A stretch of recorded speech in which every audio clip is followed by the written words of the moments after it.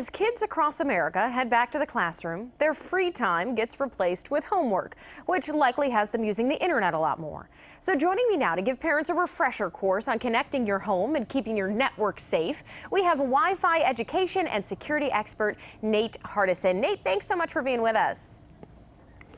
Well, good morning, Robin. Thanks for having me on the show.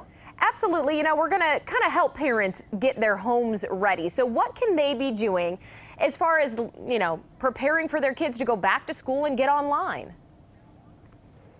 Well, as parents go back to school shopping with their kids and start looking at new devices that kids are going to use to help them do their schoolwork, it's also a great time to take a look at the Wi-Fi system that they're using at home. So traditionally, the Wi-Fi system has been a single, strong router that lives in a corner of the house. That's sort of like using a single, strong light bulb to try and light your whole house. It's not going to work. So just like we do with light bulbs, where we spread them out throughout the home, you should do the same with your Wi-Fi system. That's something that we've developed at eero. It's a simple-to-use Wi-Fi system where you have a single eero unit that replaces your existing router.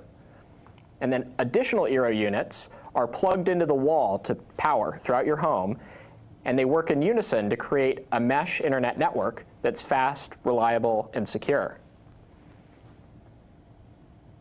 All right, Nate, makes perfect sense, and especially considering this fact, which sounds kind of crazy, but not really, and that is that it is estimated in just over 5 years that homes will have an average of 50 connected devices. So I'd imagine that if you had all of those things connected and you had just the one single router, that's going to put a lot of strain on that, right? You're absolutely right. You know, the dependence we have on the internet for our entertainment, whether it's streaming movies or music, our professional lives, and for kids, their schoolwork, is only increasing. And we're going to see that number of devices just continue to grow. So with a distributed system, you're able to spread the load a little more sensibly. And that way you avoid having an internet brownout, if you will. All right, let's talk a little bit about safety. Your router, kind of the entry point into your home network. We've got everything on there, family photos, credit card information. So how can we make sure that that is secure? So the first place I like to start is always the password. It's the simplest thing to fix if needed. You want to make sure that it's long.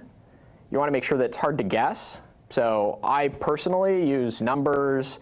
I use some special characters like exclamation points and asterisks in mine.